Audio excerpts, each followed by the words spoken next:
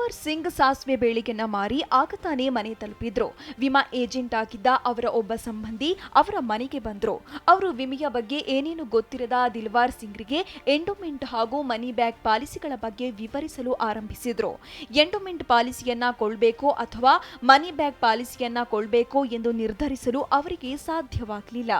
ಬಹುತೇಕ ಜನರು ಜೀವ ವಿಮಾ ಪಾಲಿಸಿಯನ್ನ ಕೊಳ್ಳುವಾಗ ಕನ್ಫ್ಯೂಷನ್ ಆಗ್ತಾರೆ. ಹಣಕಾಸಿನ ಸಮಸ್ಯೆಗಳಿಂದ ಪಾರಾಗಲು ಟರ್ಮ್ ಪ್ಲಾನ್ ಅತ್ಯಂತ ಅಗ್ಗವಾದ ವಿಮಾ ಪಾಲಿಸಿಯಾಗಿದೆ. ಯಾವುದೇ ಉಳಿತಾಯ ಅಥವಾ ಹೂಡಿಕೆಯಿಲ್ಲದೆ ವಿಮಾ ಸೌಲಭ್ಯ ಬಯಸುವವರಿಗೆ ಇದು ಒಳ್ಳೆಯ ಆಯ್ಕೆ. ಈ ಪಾಲಿಸಿಯಲ್ಲಿ ಪಾಲಿಸಿದಾರನ ಮರಣದ ನಂತರ ಅವನ ಅವಲಂಬಿತರು ವಿಮಾ ಹಣವನ್ನ ಪಡಿತಾರೆ.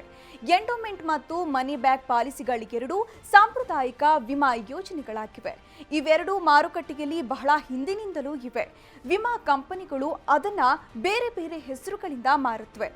LICಯ ಹೊಸ ಎಂಡೋಮೆಂಟ್ ಪಾಲಿಸಿ ಹಾಗೂ ಮನಿ ಬ್ಯಾಕ್ ಪಾಲಿಸಿಗಳಂತೆ ಯಾವ ವಿಮಾ ಪಾಲಿಸಿ ಉತ್ತಮವಾಗಿದೆ?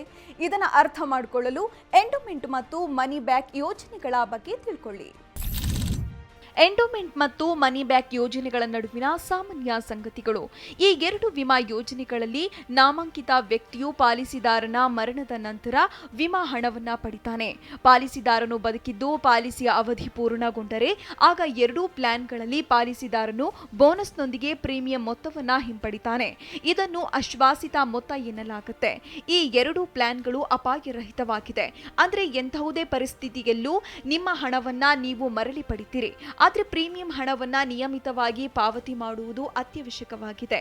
ತೆರಿಗೆ ವಿಷಯದಲ್ಲೂ ಎರಡು ಪಾಲಿಸಿಗಳು ಒಂದೇ ರೀತಿಯಾಗಿವೆ. ಎರಡು ಪಾಲಿಸಿಗಳ ನಡುವೆ ಇರುವ ವ್ಯತ್ಯಾಸ ಅಂದ್ರೆ ಪಾಲಿಸಿ ಸಮಯ ಮುಗಿದ ನಂತರ ಸಿಗುವ ಸೌಲಭ್ಯಗಳು. ಪಾಲಿಸಿ ಅವಧಿಯ ನಂತರ ನೀವು ಪಡೆಯುವ ಹಣವನ್ನ ಸರ್ವೈವಲ್ ಬೆನಿಫಿಟ್ ಎಂದು ಹೇಳಲಾಗುತ್ತೆ.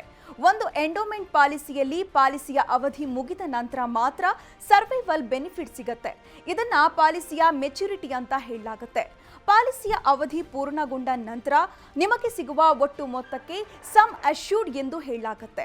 ಇನ್ನು ಮನಿ ಬ್ಯಾಕ್ ಪ್ಲಾನ್ ಬಗ್ಗೆ ಹೇಳೋದಾದ್ರೆ ಪ್ರೀಮಿಯಂ ಹಣವನ್ನ ನಿರಂತರವಾಗಿ ಪಾವತಿಸುತ್ತಿದ್ರೆ ಒಂದು ಅವಧಿಯ ನಂತರ ವಿಮಾ ಕಂಪನಿಯು ನಿಗದಿಪಡಿಸಿದ ಹಣವನ್ನ ಸತತವಾಗಿ ಪಾವತಿ ಮಾಡ್ತಾ ಹೋಗುತ್ತೆ ಹಾಗೂ ಇದು ಸರ್ವೈವಲ್ ಬೆನಿಫಿಟ್ ರೂಪದಲ್ಲಿ ಬರುತ್ತೆ. ಆದ್ರಿಂದಲೇ ಇದನ್ನ ಮನಿ ಬ್ಯಾಕ್ ಪ್ಲಾನ್ ಎನ್ನಲಾಗುತ್ತೆ. ಪಾಲಿಸಿಯ ಅವಧಿ ಪೂರ್ಣಗೊಂಡ ನಂತರ ಮೊದಲೇ ನಿರ್ಧರಿಸಿದ ಸಮ್ ಅಶ್ಯೂರ್ಡ್ ಮೊತ್ತದಲ್ಲಿ ಸರ್ವೈವಲ್ ಬೆನಿಫಿಟ್ ಹಣವನ್ನ ಕಳೆದು ಉಳಿದ ಹಣವನ್ನ ನೀಡಲಾಗುತ್ತೆ. ಪಾಲಿಸಿಯ ಅವಧಿ ಮುಗಿಯುವ ಮೊದಲೇ ಪಾಲಿಸಿದಾರನು ಮರಣ ಹೊಂದ್ರೆ ಪಾಲಿಸಿಯ ಅವಧಿಯಲ್ಲಿ ಮನಿ ಬ್ಯಾಕ್ ಸೌಲಭ್ಯವನ್ನ ನೀಡಲಾಗಿದ್ರೂ ನಾಮಾಂಕಿತ ವ್ಯಕ್ತಿಯು ಸಂಪೂರ್ಣ ಆಶ್ವಾಸಿತ ಮೊತ್ತವನ್ನ ಪಡಿತಾನೆ. ವಿಮಾ ಸಲಹೆಗಾರರಾದ ವಿಕಾಸ್ ಶರ್ಮಾ ಹೇಳ್ತಾರೆ, ಈ ಎರಡೂ ಪಾಲಿಸಿಗಳನ್ನು ನೀವು ಹೋಲಿಸಿ ನೋಡಿದಾಗ ಎಂಡೋಮೆಂಟ್ ಪಾಲಿಸಿಯ ಪ್ರೀಮಿಯಂ ಮನಿ ಬ್ಯಾಕ್ ಪಾಲಿಸಿಯ ಪ್ರೀಮಿಯಂಗಿಂತಲೂ ಕಡಿಮೆ ಇರುವುದನ್ನ ನೀವು ನೋಡ್ತೀರಿ. ಆದರೆ ಎಂಡೋಮೆಂಟ್ ಪಾಲಿಸಿಯು ಮನಿ ಬ್ಯಾಕ್ ಪಾಲಿಸಿಗಿಂತಲೂ ಹೆಚ್ಚು ಬೋನಸ್ ಮತ್ತು ಪ್ರತಿಫಲವನ್ನ ನೀಡುತ್ತೆ ಅಂತ. ಎಂಡೋಮೆಂಟ್ ಮತ್ತು ಮನಿ ಬ್ಯಾಕ್ ಪಾಲಿಸಿಗಳ ನಡುವಿನ ವ್ಯತ್ಯಾಸಗಳನ್ನ ತಿಳಿಯಲು ನಾವೀಗ LICಯ ಹೊಸ ಎಂಡೋಮೆಂಟ್ ಪ್ಲಾನ್ ಮತ್ತು ಹೊಸ ಮನಿ ಬ್ಯಾಕ್ ಪ್ಲಾನ್ಗಳ ಉದಾಹರಣೆಯನ್ನ ತೆಗೆದುಕೊಳ್ಳೋಣ. ದಿಲ್ವಾರ್ ಸಿಂಗ್ ಅವರ ವಯಸ್ಸು 30 ವರ್ಷಗಳಾಗಿದ್ದು ಅವರೊಂದು 5 ಲಕ್ಷ ರೂಪಾಯಿಗಳ ಪ್ಲಾನ್ ಅನ್ನ 20 ವರ್ಷಗಳ ಅವಧಿಗೆ ಕೊಳ್ತಾರೆ ಅಂತ ಅಂದ್ಕೊಳ್ಳೋಣ. ಲೆಕ್ಕ ಹಾಕಿದಾಗ ನಮಗೆ ತಿಳಿಯುವುದೇನೆಂದ್ರೆ ಮನಿ ಬ್ಯಾಕ್ ಪಾಲಿಸಿಯಲ್ಲಿ ಪ್ರೀಮಿಯಂ ಮೊತ್ತ ಹೆಚ್ಚಿದ್ದು ಪ್ರತಿಫಲ ಕಡಿಮೆಗಿರುತ್ತೆ ಅಂತ. ಈ ಎರಡೂ ಯೋಜನೆಗಳಲ್ಲಿ ನಿಶ್ಚಿತ ಪ್ರತಿಫಲ ಇರಲ್ಲ ಎಂಬುದು ನೆನಪಿಟ್ಟು ಇದು ಕೇವಲ ಸೂಚಕ ಉದಾಹರಣೆಯಾಗಿದ್ದು LICಯ ಆಪ್ ಅವಲಂಬಿಸಿದೆ.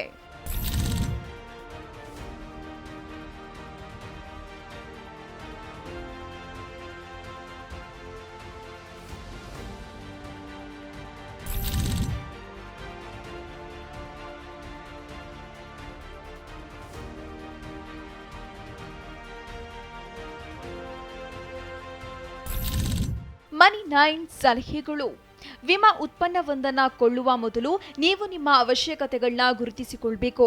ದೀರ್ಘಾವಧಿಯ ಹೂಡಿಕೆಯಾಗಿ ನೀವು ಎಂಡೋಮೆಂಟ್ ಯೋಜನೆಯನ್ನ ಕೊಳ್ಳಬಹುದು. ಈ ಯೋಜನೆಯು ಹೂಡಿಕೆ ಸೌಲಭ್ಯದೊಂದಿಗೆ ವಿಮಾ ಸೌಲಭ್ಯವನ್ನು ನೀಡುತ್ತೆ. ಪಾಲಿಸಿದಾರನ ವಯಸ್ಸು ಮತ್ತು ಆರೋಗ್ಯ ಸ್ಥಿತಿಗಳ ಮೇಲೆ ಪ್ರೀಮಿಯಂ ಅವಲಂಬಿಸಿರುತ್ತೆ. ಅವಧಿ ಪೂರ್ಣಗೊಳ್ಳಲು ನೀವು ದೀರ್ಘಾವಧಿವರೆಗೆ ಕಾಯಲು ಸಿದ್ಧರಿಲ್ಲದಿದ್ದರೆ ಮನಿ ಬ್ಯಾಕ್ ಪಾಲಿಸಿಯನ್ನ ಆಯ್ದುಕೊಳ್ಳಿ. ಆದರೆ ಅದು ಕಡಿಮೆ ಪ್ರತಿಫಲವನ್ನ ನೀಡುತ್ತೆ.